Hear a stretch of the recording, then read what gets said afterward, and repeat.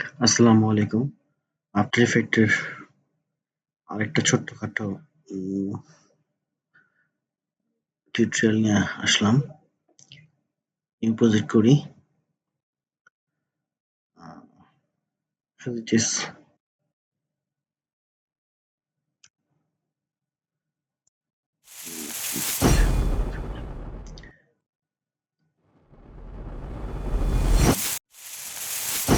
আচ্ছা, আমাদের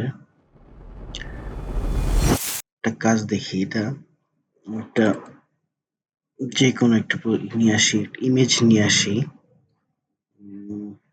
কোন ইমেজটা আনা যায়? একটা ডেস্কটপে যাই না?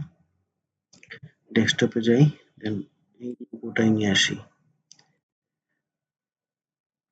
লোগোটা নিয়ে আসি, এখানে নিয়ে আসলাম। এখন আমি লোগোটা আমার ফিটটা কম আছে, হ্যাঁ? আমার সিকোয়েন্সের সাইজটা একবার সেই সাইজে আছে। আমি চাচ্ছি এটা ছোট করব। এখান থেকে সিলেক্ট করে এস চাপ দিলে ছোট হবে, বা এখানে ড্রপ ডাউনে ক্লিক করলেও ট্রান্সফর্ম আসবে। এখানে স্কেল আছে। তো আমি স্কেলটা যদি কি ফ্রেম না নিয়ে স্কেলটা এভাবে ছোট করে দেই, তাহলে কোনো অ্যানিমেশন হবে না। এখানে প্রবলেমটা কি? এখানে আমার সাদা ব্যাকগ্রাউন্ড আছে।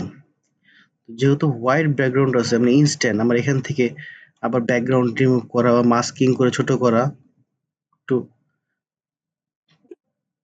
বেশি টাইম যাবে। আমি এখান থেকে ছোট্ট একটা ইফেক্ট এপ্লাই করে দিতে পারি এখানে, জাস্ট ব্ল্যাক করে দেওয়ার জন্য, মানে ব্যাকগ্রাউন্ডটা চলে যাবে।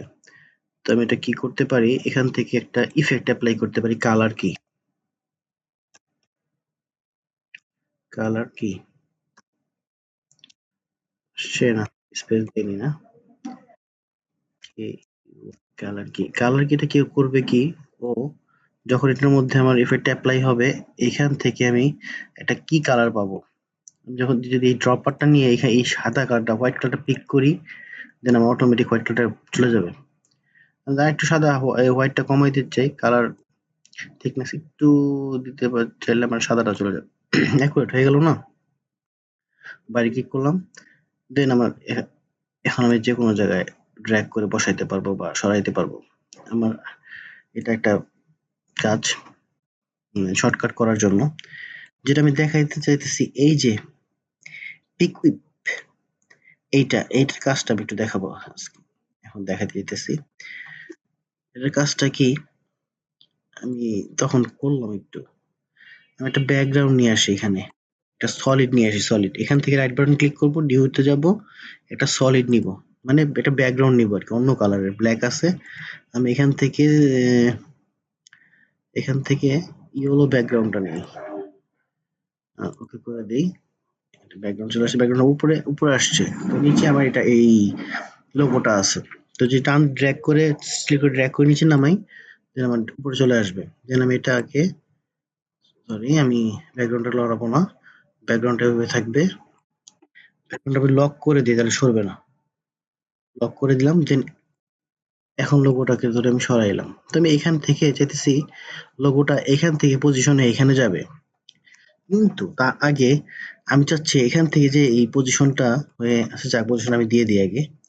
এখান থেকে সিলেক্ট করে পি পি করলে পজিশন, দেন একটা কি ফ্রেম নিলাম। আহ, এখানে যাব, 3 সেকেন্ডে যাব, দেন এটাকে আহ, ধরি, আচ্ছা কন্ট্রোল জেড করি, আবার টান দিই, হ্যাঁ, শিফট ধরে সিলেক্ট করলাম, শিফট ধরে সোজা ট্র্যাক করলাম। এখনো এখান থেকে এইখানে যাবে, কিন্তু আমি চাইতেছি হলো ও যে যাবে এখান দিয়ে, ওর তো একটা শ্যাডো আছে, একটা শ্যাডো ক্রিয়েট করতে দিতেছে নিচে, শ্যাডো ক্রিয়েট। তো শ্যাডো ক্রিয়েট কিভাবে করবো? এইখান থেকে 3D তে যাই। আবার ফেল করছে না, আমার আবার ঠিক করতে হবে এটাকে। এটা ঝামেলা করতেছে আর কি, ঠিক করে দিতেছে এখন। এটা ঠিক করতে হবে, আমি 3D টা বন্ধ করে দিই, এখান থেকে ঠিক করতে হবে। ওপেন, সেভ দিলাম। আচ্ছা আমি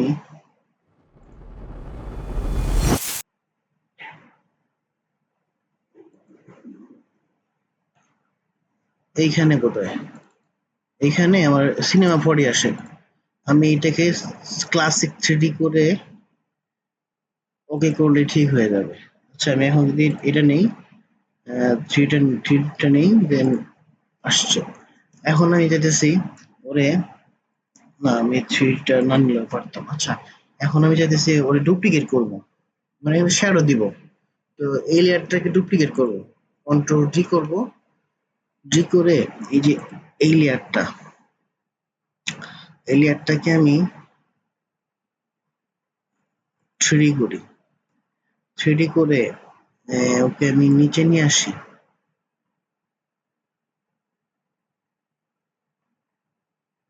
এইটা কি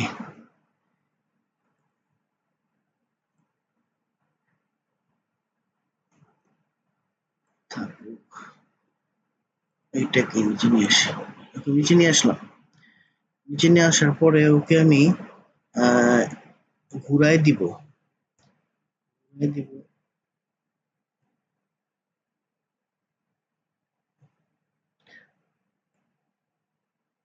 আচ্ছা এভাবে করুক, এভাবে থাকুক, হ্যাঁ। ঘুরাই দিলাম আমি। এটাকে অপাসিটিটা কমাই দিব।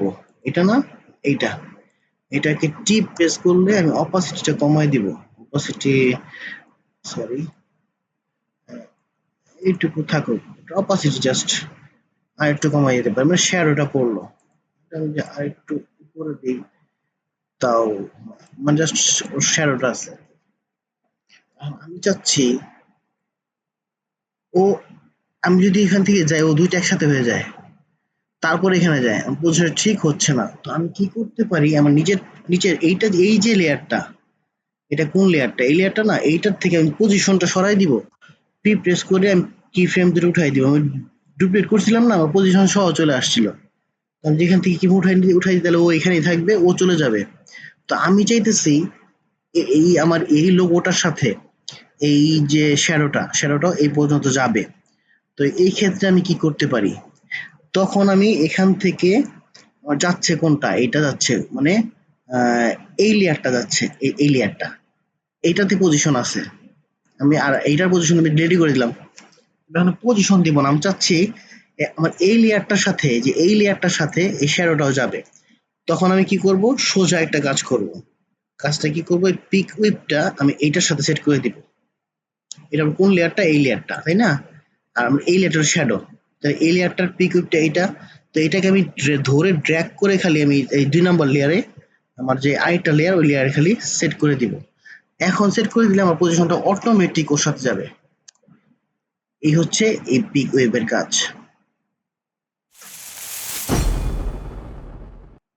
ওর সাথে যাবে।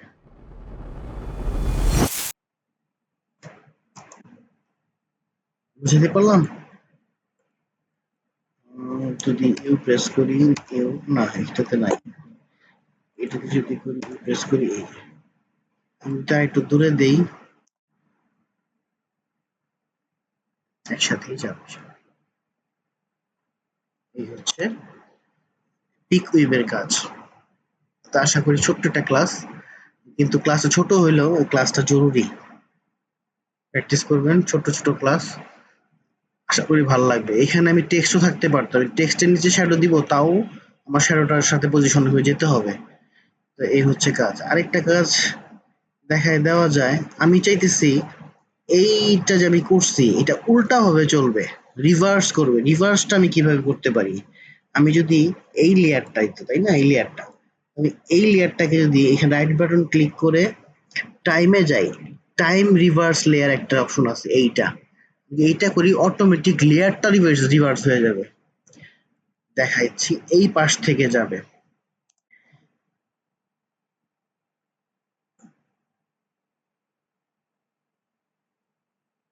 অটোমেটিক লেয়ারটা রিভার্স হয়ে গেছে।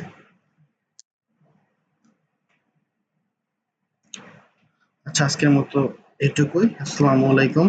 প্র্যাকটিস করবেন।